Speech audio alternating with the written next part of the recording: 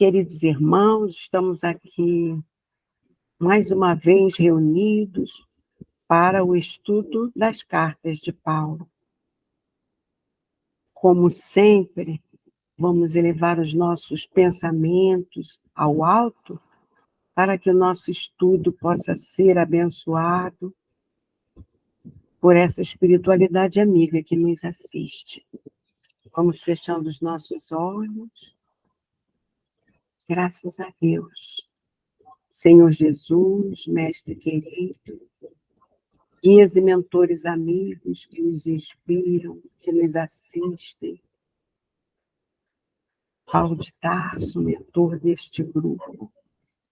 Mas, sobretudo, Pai amado e misericordioso, nós vos agradecemos humildemente por essa oportunidade de aprendizado, que possamos ser muito bem inspirados por vós nas apresentações das cartas de Paulo desta tarde.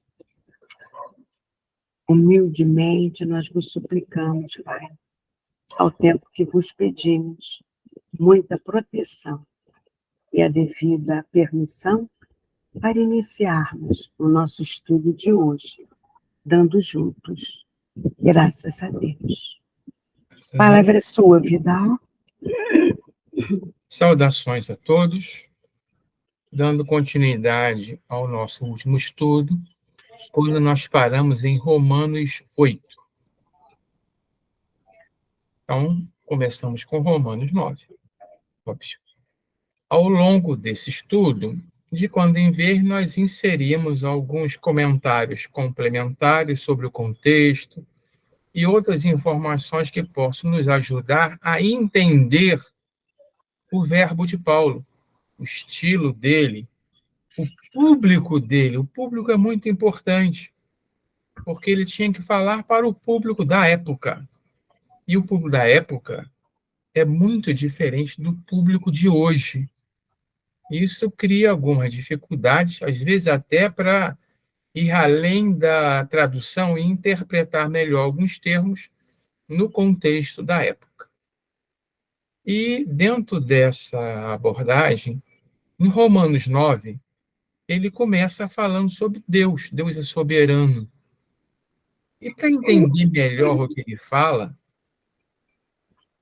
vamos começar nesses primeiros trechos dele, e vocês irão perceber os comentários que eu gostaria de introduzir depois. Então, no versículo 6, ele diz: nem todos os descendentes de Israel são israelitas. Estranho, né? Nem todos os descendentes de Israel são israelitas. Não são filhos naturais. Não são os filhos naturais que são os filhos de Deus. Mas os filhos da promessa é que são considerados descendência de Abraão. O povo judeu se considerava descendente de Abraão e, por tabela, filhos de Deus.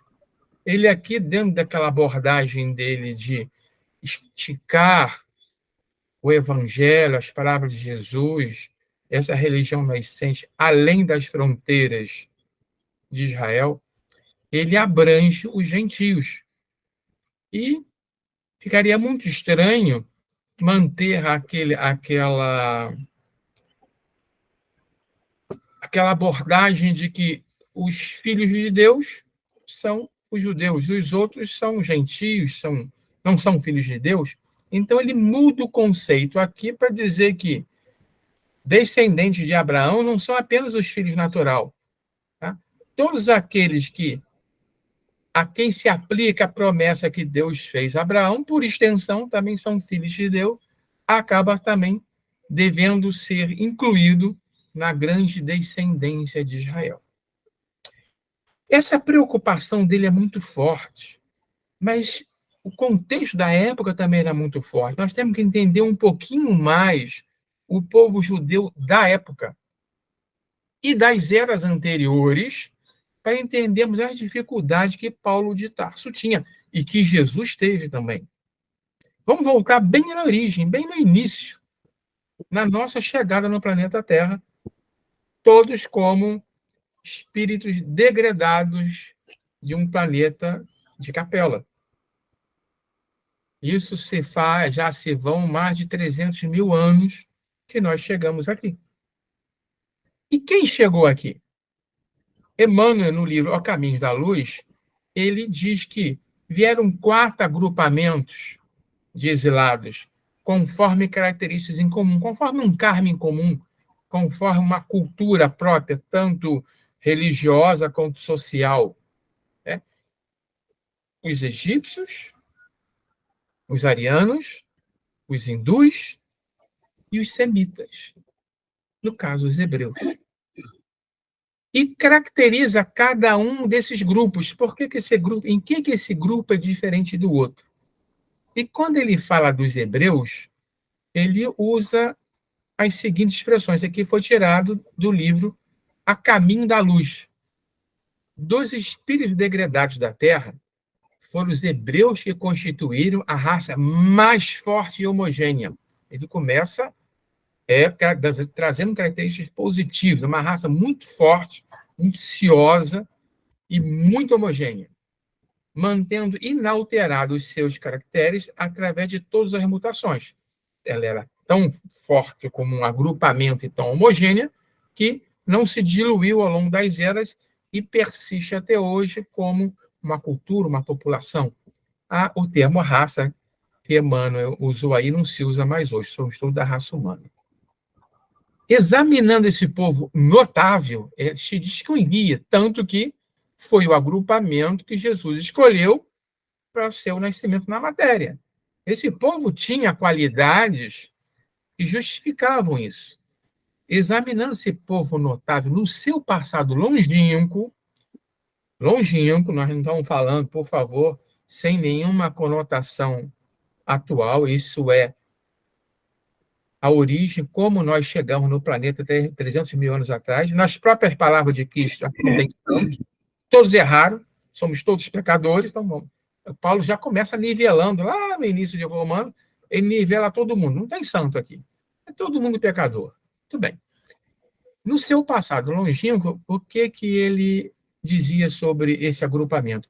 Reconhecemos que, se grande era a sua certeza na existência de Deus, muito grande também era o seu orgulho dentro de suas concepções da verdade e da vida. Era um povo muito forte nas suas concepções e com muito orgulho delas. Isso criou uma barreira, um muro difícil de se penetrar e fazer penetrar mensagens novas. Essa foi a dificuldade de Jesus e a dificuldade de Paulo.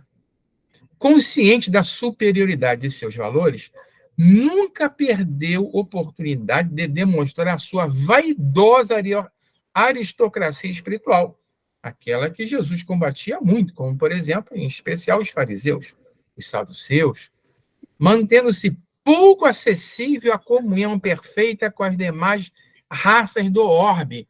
Emmanuel escreveu isso na década, quase 100 anos atrás, 1930 e pouco, antes da Segunda Guerra Mundial. Então, já naquela época, desculpa, ele está dizendo que, desde a origem, as características globais daquela população faziam com que ela fosse de difícil acesso às demais populações do planeta.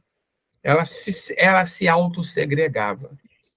Sua existência histórica, contudo, e aí vem a consequência, né?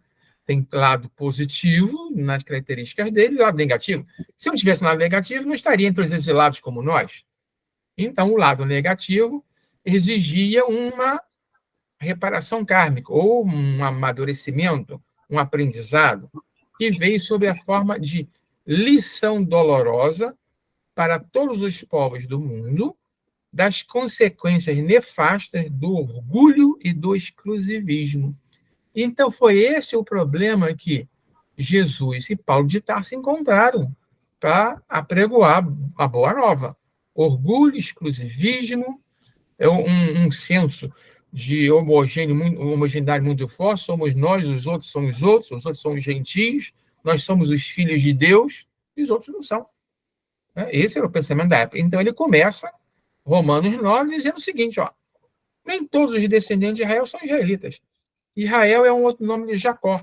Então, são os descendentes de Jacó. Esses nomes judeu, Israel e os judeus, israelitas, os hebreus, todos têm a ver com os ascendentes. São personagens da história desse agrupamento que marcaram sob a forma de nome. Mas, para nós aqui, na essência, sem entrar em detalhes, são sinônimos. Vamos considerar como sendo sinônimos. Então, ele está frisando aqui que não bastava estar na linha de descendente, não bastava ser um judeu, ser um hebreu, ser um israelita. Não bastava isso. Tinha que ser filho da promessa que Deus fez a Abraão. Ou seja, tinha que estar enquadrado nos requisitos daquele acordo entre Deus e Abraão.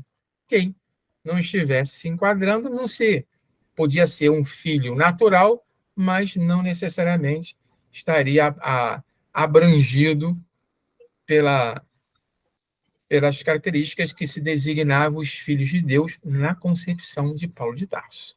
Então, isso é só para nos conceituar naquele contexto histórico, e porque Paulo gasta muita saliva com isso. Ele se esforça muito para derrubar essas barreiras. E tem coisas interessantes. Essa aqui eu separei, você pode até assumir essa norma, mas já vou antecipar o seguinte.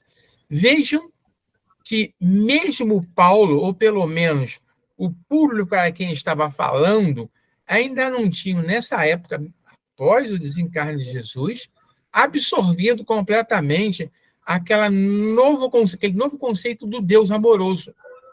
Ainda estava no âmago de todos eles o Deus rancoroso, vingativo. Em um dado momento desta carta aos Romanos, Paulo diz o seguinte, pode assumir, Norma? Isso não depende do desejo ou do esforço humano, mas da misericórdia de Deus. Agora o 15. Pois... Pois já que você ligou esse... É porque está balançando. Pois ele diz a Moisés, terei misericórdia de quem eu quiser ter misericórdia, e terei compaixão de quem eu quiser ter compaixão. Isso não depende do desejo ou do esforço humano, mas da misericórdia de Deus. Observe que dureza era a visão da divindade, né, de Deus na época. Colocaram palavras na boca de Deus. Eu tenho misericórdia de quem eu quiser ter misericórdia. E vou ter compaixão de quem quiser. O problema é meu. Eu sou Deus soberano. A conclusão dele é essa. Deus tem misericórdia de quem ele quer e endurece com quem ele quiser. E se você reclamar, quem é você para questionar Deus? Esta era uma visão ainda existente. Não deveria ser mais após o Evangelho de Jesus, mas isso mostra que isso demorou muito tempo para ser rompido, tá? Essa dureza em Deus. Observe, por favor, Norma, aqui o 22. Tá. Esse Deus, querendo mostrar a sua ira e tornar conhecido o seu poder, suportou com grande paciência os vasos de sua ira preparados para a destruição? Pode continuar. Ele fez isso para tornar conhecidas as riquezas de sua glória aos vasos de sua misericórdia, que preparou de antemão para a glória. Vamos entender o raciocínio de Paulo. E isso teve alguns segmentos cristãos que levaram ao pé da letra. Deus é soberano, é todo-poderoso. Se ele quiser, ele destrói. Se ele quiser, ele glorifica. Ele faz o que ele quiser com a raça humana. Então, aqui, ele separou a raça humana em dois. Os vasos que Deus criou para serem destruídos. E os vasos que Deus criou para serem glorificados. De antemão, palavras de Paulo de Tarso, de antemão para a sua glória. isso criou em alguns uma visão de um determinismo. Ah, eu sou o vaso que vai ser glorificado, não importa o que eu faça, ou eu fui criado para ser perseguido pela ira de Deus. Isso aí, hoje em dia, a partir do que Jesus nos trouxe, já é totalmente contrassenso, né? Pensar que Deus criou alguns para serem condenados ao inferno eterno e outros recompensados com o céu pela vontade dele, unido unité. Nós sabemos que não funciona assim. Nós sabemos que Deus nos criou todos para a glória divina, mas nos deu o direito de decidir quanto tempo nós vamos demorar para chegar lá. Não existe vaso destinado a ser quebrado. Existem vasos que tomam mais decisões e, para aprender que essas decisões não são boas, sofrem fraturas. E depois, a lei de causa e efeito atua e recompõe todos para que todos cheguem à glória. Mas é isso aqui que está escrito e algumas correntes adotaram ao pé da letra essa interpretação literal. Ou seja, agora está trazendo para eles. A nós, a quem também chamou, não apenas dentre os judeus, mas dentre os gentios. A nós, desculpe, aqui, é os vasos preparados de antemão para a glória, ou seja, nós. Nós, aqueles que estão aqui com Paulo de Tarso, manifestando fé no Cristo, ao manifestar a fé no Cristo, nós fomos redimidos, nos habilitamos à glória, sejamos ou não judeus. Essa é a essência aqui. Então, próximo, essa parte 9 está subdividida em mensagens. Agora ele vai falar sobre a descrença de Israel. Norma, pode ler tudo que está grande, não precisa ler só o que está colorido, não. Tá bom. Os gentios que não buscavam justiça, obtiveram uma justiça que vem da fé. Mas Israel, que buscava uma lei que trouxesse justiça, não a alcançou. Por que não? Porque não a buscava pela fé, mas como se fosse por obras. Aqui, nós já vimos que nas passagens anteriores, basicamente ele está diferenciando. O fosse por obras, as obras aqui é seguir a lei. Então, esta parte, ele está falando que Israel não acreditou no Cristo. A descrença de Israel no evangelho do Cristo.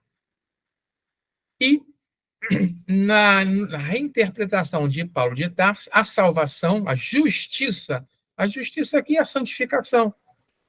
Ela não vinha mais apenas pelo simples cumprimento da lei, ou seja, por obrar conforme a lei, mas sim pela fé no Cristo. Como? Naquela época, o grosso da população judaica não havia aderido à fé no Cristo, eles eram descrentes. Então, eles não se habilitariam a serem salvos, a serem redimidos, a serem justificados pela fé. E pela lei apenas não era mais suficiente. Isso já juntando com o raciocínio que ele vem desenvolvendo ao longo de Romanos. 10, por favor, Norma.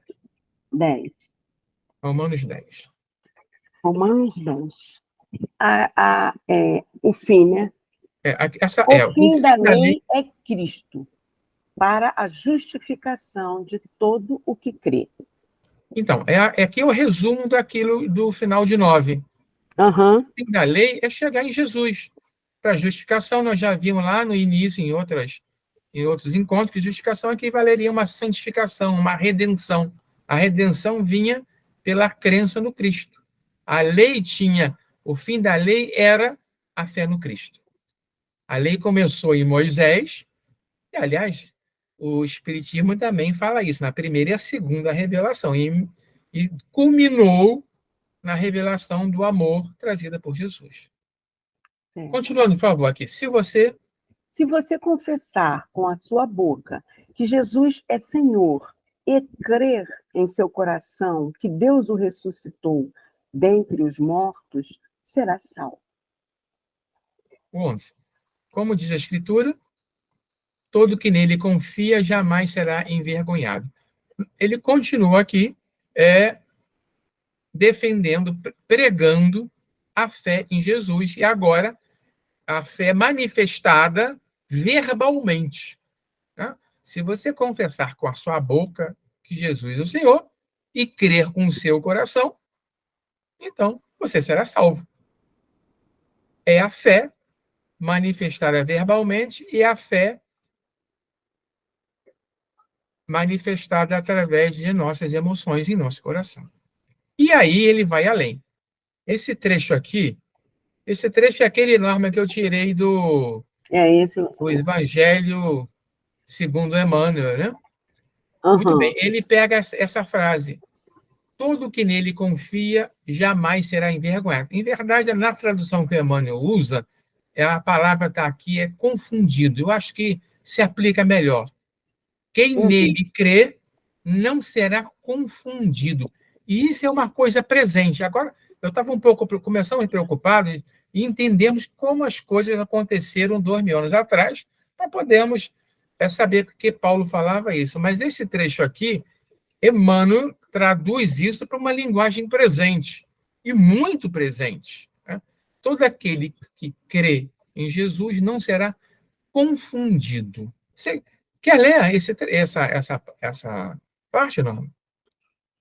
Ou quer que Em eu leia? Então, todos os círculos do cristianismo, há formas diversas quanto à crença individual. Há católicos romanos que restringem ao padre o objeto da confiança, reformistas evangélicos que se limitam à fórmula verbal, e espiritistas que concentram todas as expressões da fé na organização mediúnica. É natural, portanto, a colheita de desilusões. desilusões. Vamos dar uma meia trava aqui. Eu achei muito feliz essa passagem de Emmanuel, porque ele não faz distinção nenhuma aqui, ele coloca todo mundo no mesmo saco. Começa a dizer assim: nós temos uma crença individual, pertencemos a um segmento religioso, uma corrente religiosa, mas nós temos as nossas próprias crenças individuais que são mais ou menos aderentes àquele segmento ao qual nos agregamos. Tá? E, claro, isso é individual, há muita diversidade. Então, aí começou a citar exemplo. Entre os católicos romanos, tem aqueles que acreditam no que o padre diz. E pronto. O que o padre diz é altamente confiável. Eu não estou questionando isso, estou falando que é uma postura, e não preciso me preocupar em interpretar, em entender, em aceitar, não. Falou na missa, está feito. É o dogma. Né? E aí pega. Os evangélicos, tem muitos que se limitam à fórmula verbal, à letra da lei. Uma vez eu fui meio que provocado para uma discussão por um evangélico. Eu, com mais santa ingenuidade, comecei a argumentar, a interpretar, até que eu percebi que não adiantava nada, que para ele a vírgula era imutável na Bíblia. Era literal o que estava escrito ali. A crença dele era a forma escrita, sem flexibilidade para nenhum tipo de interpretação. Eu desisti, não, tá bom, ok. E agora, os espíritas, aqueles que colocam toda a sua fé, toda a sua confiança no trabalho mediúnico, né? Na consulta com guia, numa psicografia, ou na própria organização como um todo, e ficam presos, cada um, à sua decisão, a um círculo mais restrito, tá? Se autolimitando. E aí a conclusão do Emmanuel é colheita de desilusões. Em algum momento nós vamos perceber que a verdade é muito maior. Aí ele vai. Em todos os lugares, há sacerdotes que não satisfazem. O que ele diz não satisfaz. Eu me lembro que eu fui criado dentro da Igreja Católica, E estava muito feliz ali, até que com meus cerca de 11 anos, 12, né? Numa missa à véspera da Sexta-feira Santa, o padre fez um sermão sobre não comer carne, mas quem quisesse passava na secretaria e comprava uma indulgência. Não bateu bem na minha cabeça isso. Então, eu colhi ali uma desilusãozinha e fui começar a abrir mais a minha mente. Foi ótimo, aquele padre me ajudou muito. Fórmulas verbalistas que não atendem, dentro daquela expressão literal, algumas coisas são totalmente anacrônicas. Nos tempos de hoje, pregar ainda o criacionismo, Adão e Eva literal, hoje em dia, com as comprovações científicas, né, é uma limitação muito grande. E quanto à parte mediúnica, os médicos não resolvem todos os nossos problemas. Eu escutei um médico uma vez dizer isso. Um médico não, um guia dizer isso para uma jovem que achava que ela resolveu todos os problemas da vida dela com consultas mediúnicas e água benta na água frutificada ou coisas assim. Bom, além disso, temos a considerar que toda crença cega, nós estamos falando o tempo todo em crença cega, seja no que for, distante do Cristo, pode redundar em séria perturbação. Entra em monoideísmo e a gente começa a se desconectar até do mundo moderno. Aliás, hoje eu vi uma notícia de que o tribunal aí, acho que reconheceu o direito de alguns segmentos não aceitarem transfusão de sangue, mesmo sobre recomendação médica. Mas isso é outra história. Não é tão outra história assim, não, mas isso é uma perturbação do tipo. Melhor não comentar. Em que objeto centralizas as tuas crenças, meu amigo? É Emmanuel perguntando. Recorda que é necessário crer sinceramente em Jesus. Ele não falou cegamente em Jesus.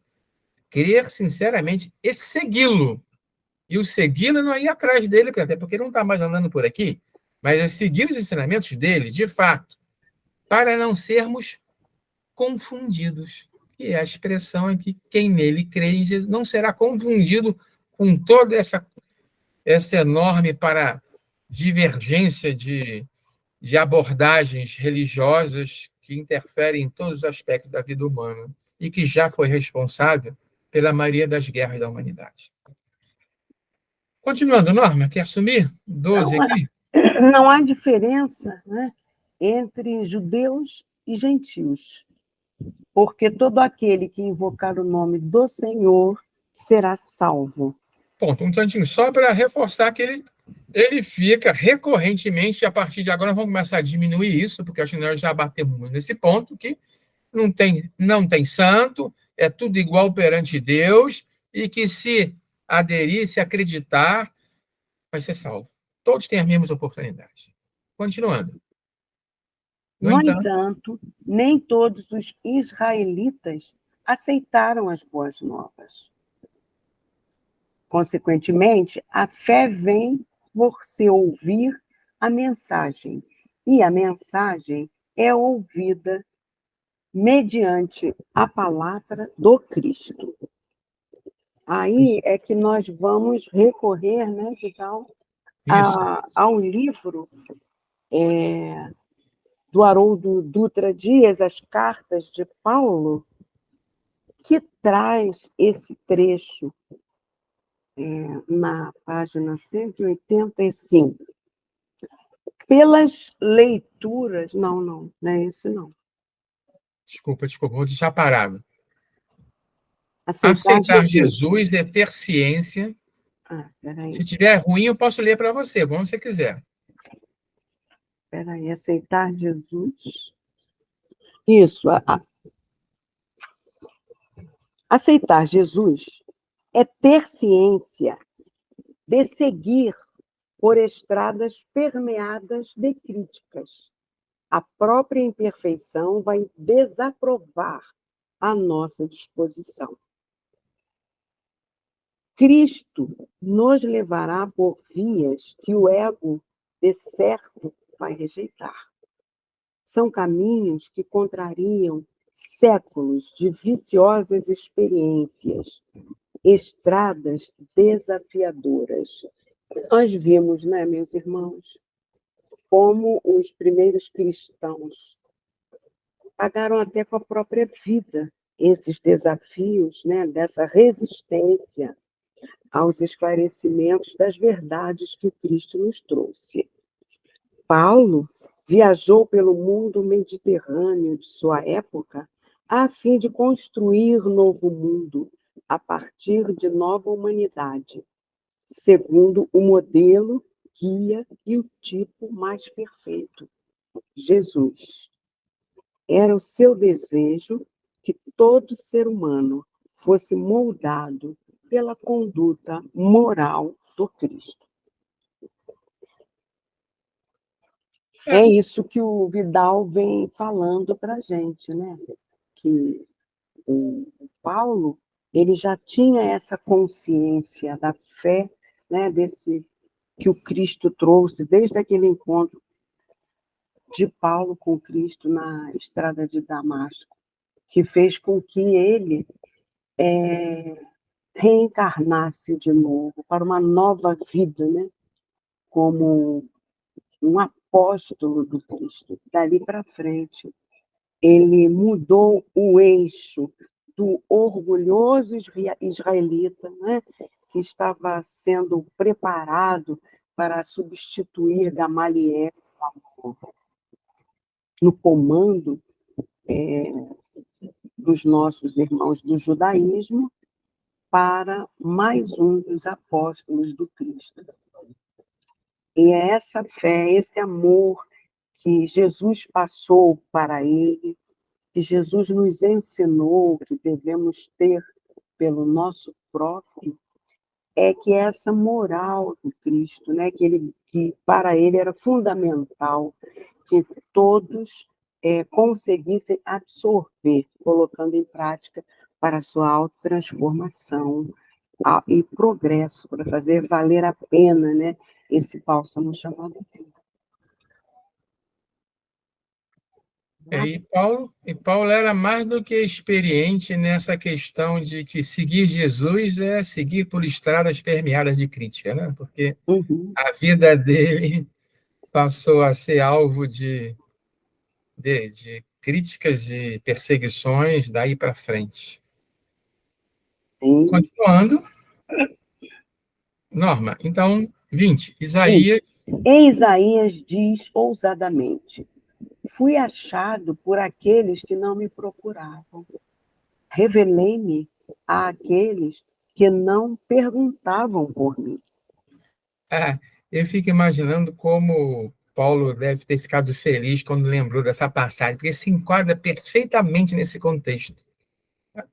Deus dizendo, isso, Isaías, né, colocando palavras na boca de Deus, dizendo que fui encontrado por quem não me procurava, os gentios que viviam uma vida totalmente alheia à lei judaica, de repente conheceram a mensagem de Jesus e aceitaram. Mas, no entanto, Jesus veio e se revelou ao povo judeu e não foi aceito. Então, fui achado por aqueles que não me procuravam. Revelei-me àqueles que nem perguntavam por mim e encontraram. Romanos 11. Agora o foco aqui primeiro. Deus não rejeitou, apesar disso, olha, ele termina assim, né? Mas isso aqui não significa que Deus rejeitou o povo judeu. Não, não é isso. Agora ele vai se explicar.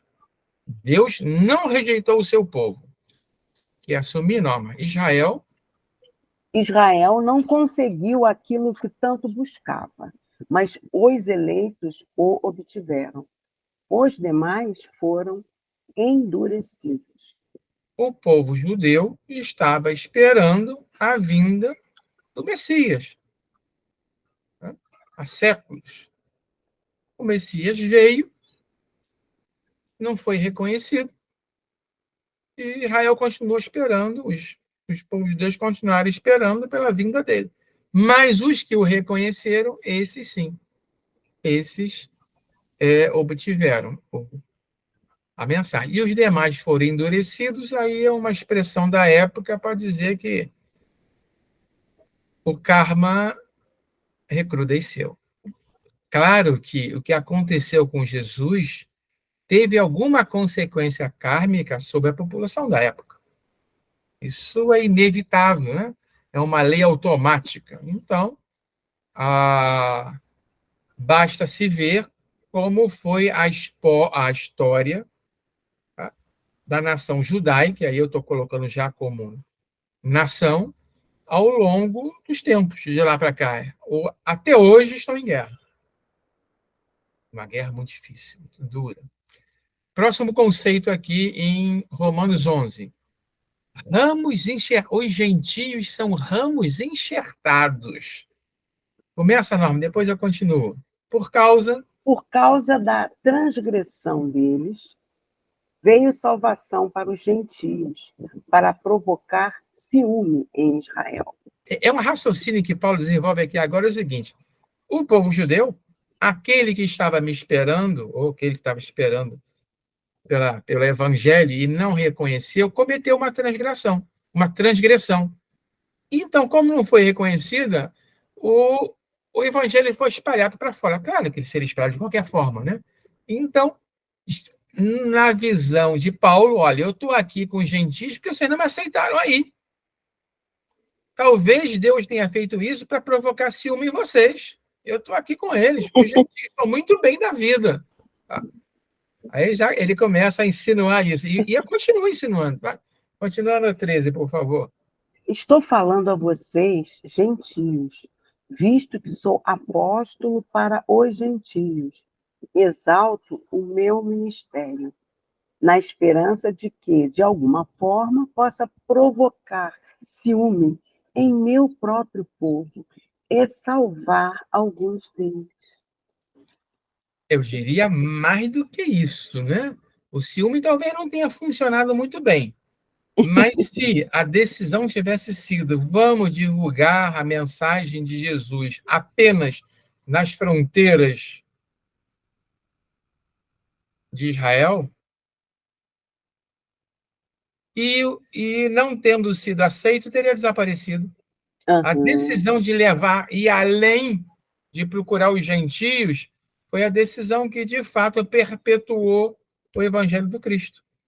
E se divulgou e se espalhou pelo mundo inteiro, e ele veio para isso mesmo. Ele não teria vindo apenas para uma única nação, para um único país.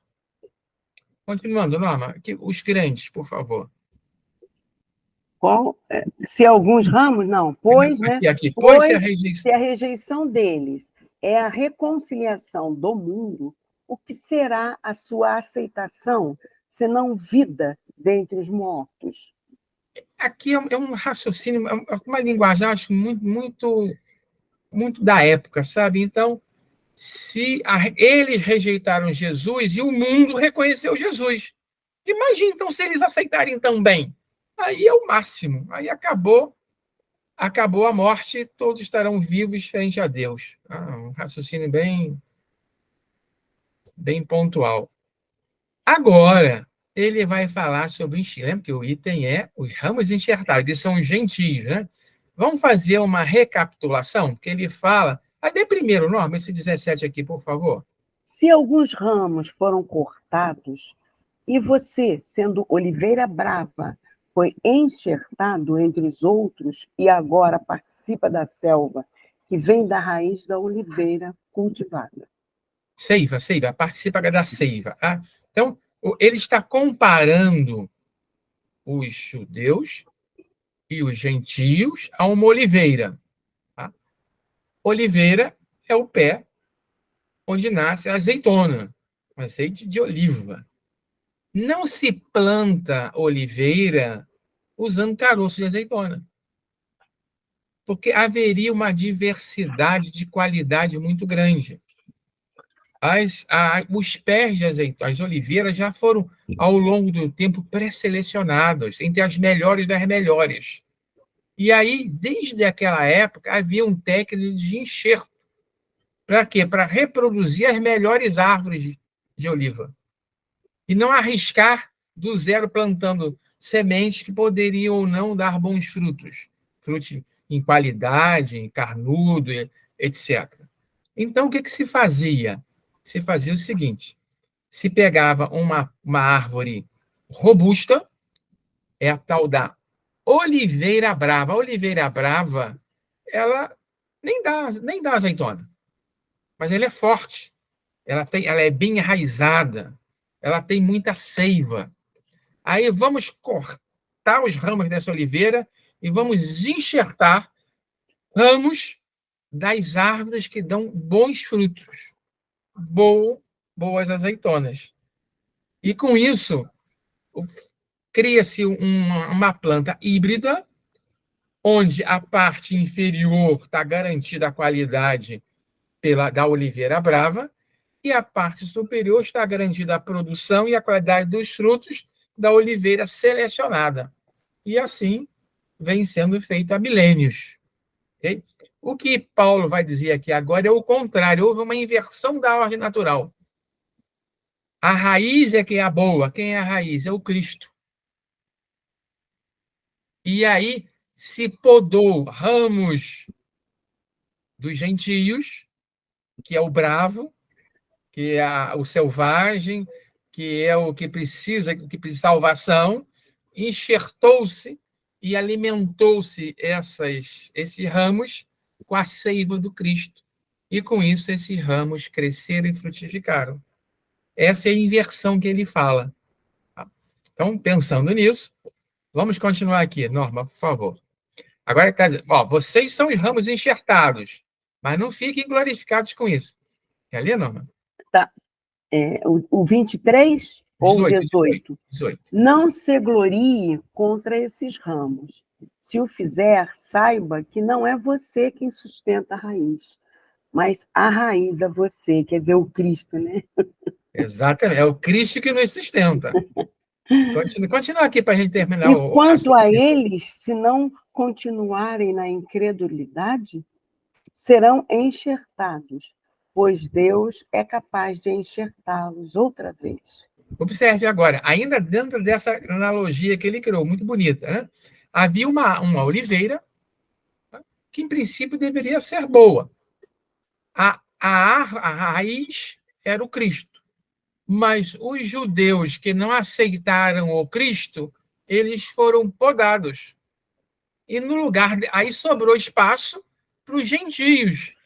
Os gentios foram enxertados ali. Mas isso não quer dizer que os judeus foram rejeitados por Deus, não. Tão logo eles saiam da incredulidade, eles poderão ser enxertados novamente. Deus é capaz disso. Então, há lugar para todos serem alimentados pela raiz do Cristo. Mas, à medida em que os candidatos naturais não assumiram as suas posições, foi feito o enxerto dos gentios que começaram a beber na fonte da água viva. Que bonito essa parte. Muito bonito. Emmanuel também fala sobre isso. Você quer ler, Norma? Pois não. Repara atentamente quantas vezes te convoca o sublime semeador ao engrandecimento de ti mesmo. A enxertia do alto procura-nos por 1000 modos. Hoje é na palestra edificante de um companheiro. Amanhã será num livro amigo. Depois virá por intermédio de uma dádiva aparentemente insignificante da senda. Se guardas, pois, o propósito de elevação, aproveita a contribuição do céu, iluminando e santificando o templo íntimo. Então, agora, Emmanuel está falando de nós. O trabalho do enxertador divino continua a todo vapor e de 1000 maneiras diferentes. Assistir uma palestra edificante é uma maneira de nos nutrirmos da seiva do Cristo. Um livro, idem, também pode nos fazer o mesmo efeito. Uma dádiva, uma coincidência, uma sincronicidade, nós vamos continuar falando sobre isso num outro grupo, que é a ação do plano espiritual a nosso favor, a favor da nossa elevação, da nossa evolução, do nosso aproveitamento espiritual, é a seiva do Cristo nos procurando. Eles estão vindo procurando por nós, mas nós precisamos fazer a nossa parte. E para isso a gente tem que estar, no mínimo, disposto a, aberto a, para aproveitar essa contribuição do céu que quer nos iluminar e nos santificar. Então, requer um esforço nosso, sim. Continuando, sim, mais um trecho em Romanos 11, né, que nós estamos no 11. A misericórdia de Deus é para todos. Isso é uma outra mensagem que vem agora nesse trecho. Primeiro, ele mostrou que Deus é soberano, ele faz o que quer e pronto, não tem que dar explicação para ninguém, e que para ele, filho de Deus, é quem crê na palavra do Cristo, e que ele fez o transplante, ele fez o transplante, desculpa, ele fez a enxertia, e que tem seiva para todo mundo, e a misericórdia é extensiva. Continuando aqui, Norma, no 32. Pois Deus sujeitou todos à desobediência para exercer misericórdia para com todos. Termina aqui, continua. Quão insondáveis são os seus juízos e inescrutáveis os seus caminhos. Faltava a Paulo de Tarso a terceira revelação.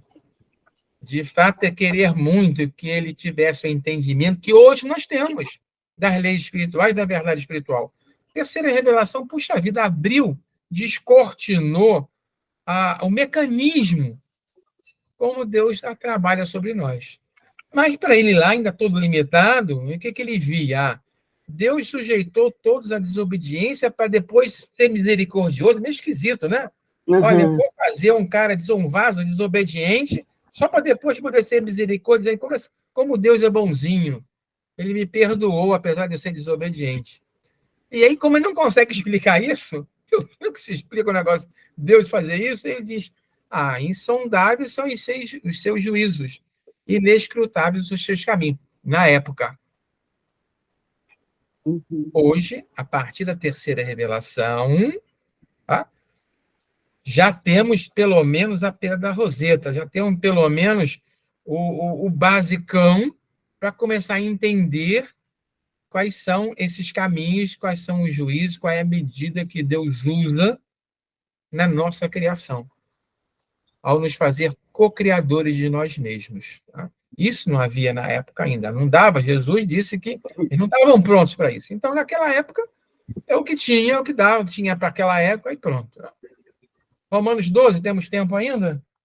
Tá, 48, 17 e 48. Vamos avançar um pouquinho na primeira parte. Os Romanos 12 tem duas partes. Dá para fazer a primeira. Tá. A mensagem inicial. Renovemo-nos dia a dia. Pode assumir, Norma. Não se amoldem ao padrão deste mundo, mas transformem-se pela renovação da sua mente, para que sejam capazes de experimentar e comprovar a boa, agradável e perfeita vontade de Deus. Observem, 2.000 anos atrás, Paulo já dizia, olha, esses padrões aí não dá não, hein? Não sigam esses padrões. Eu brinco aqui hoje o seguinte, nos dias atuais eu não quero ser normal. Porque o padrão de normalidade hoje vale-me Nossa Senhora. Então, mas na época ele já dizia isso também na linguagem dele. Não dá para ser normal nesse mundo material. Temos que renovar a nossa mente, nos abrir a uma nova visão de vida e de valores, tendo em vista as verdades espirituais. Aí, em cima desse versículo 2, tem dois comentários, um de Emmanuel e o outro do Haroldo. Eu faço do Emmanuel, a Norma faz o do Haroldo e a gente fecha, tá bom? Tá. Então tá. Não adianta a transformação aparente da nossa personalidade na feição exterior. Não adianta dizer, eu me transformei, eu aceitei o Cristo, eu aceitei Jesus, eu sou isso, eu sou aquilo. Que é o problema dos fariseus da época. Era só exterioridade. Isso aí não resolvia na época e não resolve hoje. Aceitar os problemas do mundo e superá-los, a força de nosso trabalho, de nossa serenidade, é a fórmula justa da aquisição do discernimento, ou seja, é trabalhando, passando pelos problemas que nós vamos crescer com eles. Dor e sacrifício, aflição e amargura são processos de sublimação que o mundo maior nos oferece, a fim de que a nossa visão espiritual seja acrescentada.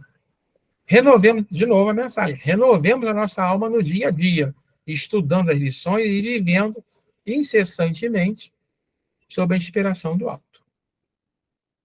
Então, o Haroldo agora, Norma? Isso. O Haroldo, naquele mesmo livro, né, As Cartas de Paulo Interpretadas e Comentadas, com a simbologia do ato da crucificação, Paulo de Tarso elabora uma análise do fato histórico. O homem carne que foi crucificado é o ser humano velho, mas o novo ser humano que surge e se mostra a Maria de Magdala na manhã de domingo é o novo homem espiritual, o ser moldado por Jesus. Então, ele faz uma analogia aqui, né, na transformação moral. Há mais de 2.000 anos, Cristo tem incansavelmente modelado o ser humano. Felizmente, muitos já avançaram bastante. E aí ele exemplifica. Doutor Bezerra de Menezes, Emmanuel, Paulo de Tarso, Joana de Ângeles, etc. E nós? Será que fomos então moldados? Estamos pensando, sentindo e agindo feito Cristo? O que a nossa reflexão apura? Então, aqui ele nos dá uma sacolejada, não é? A responsabilidade. Por quê? Muito mais será cobrado aquele que tiver maior conhecimento. E nós estamos, assim, mergulhando nos ensinamentos do Mestre, né? Buscando entender as entrelinhas desse apóstolo dos gentios que nos fez chegar à doutrina do Mestre até nós. Então, é aquele negócio de estarmos atentos para colocarmos em prática tudo que nos chega, e não apenas ter o conhecimento, né? A fé sem obras é morta. É isso, meus irmãos, para que a gente um dia, quem sabe, possamos atingir a condição de elevação espiritual desses irmãos queridos que o Haroldo Dutra elencou aí para a gente. Bom, eu acho que nós podemos encerrar aqui. Isso. A parte segunda, eu gostei muito da parte segunda, uma série de recomendações que são para todo o tempo. O amor deve ser sincero, odeiem o que é mal, apeguem-se ao que é bom, dedique-se uns aos outros com amor. Então, são conselhos que ele vai dando que continuam atuais. Se o seu dom é servir, sirva. Se ensinar, ensine. Tem aqui uma coleção bem extensa até, dessas pequenas recomendações que faz Paulo nesse capítulo. Mas vamos fazer a nossa prece de encerramento, porque nosso tempo de hoje acabou, mas avançamos bem. Então, fechando nossos olhos, nos pondo em contato com nossos guias espirituais, com os guias espirituais desse trabalho, queremos agradecer a oportunidade de aqui estarmos, pelo aprendizado, pela abertura de mente a novas visões dos ensinamentos que nos vêm sendo trazidos desde muito antigamente e para os quais ainda não estamos completamente dispersos. Querido Mestre Jesus, nós agradecemos pelo teu esforço, pelo teu sacrifício, pela tua dedicação à nossa humanidade. E também aos teus mensageiros, sempre atentos, amorosos, gentis para conosco, trabalhando intensamente na invisibilidade sem sequer ter a oportunidade de receberem nossos agradecimentos. Mas nós somos teimosos, mesmo sem vê-los, mesmo sem senti-los, sabemos da sua presença, sabemos do seu trabalho e queremos agradecer a todos mais uma vez e pedimos permissão para encerrarmos o estudo de hoje. Graças a Deus. Graças a Deus.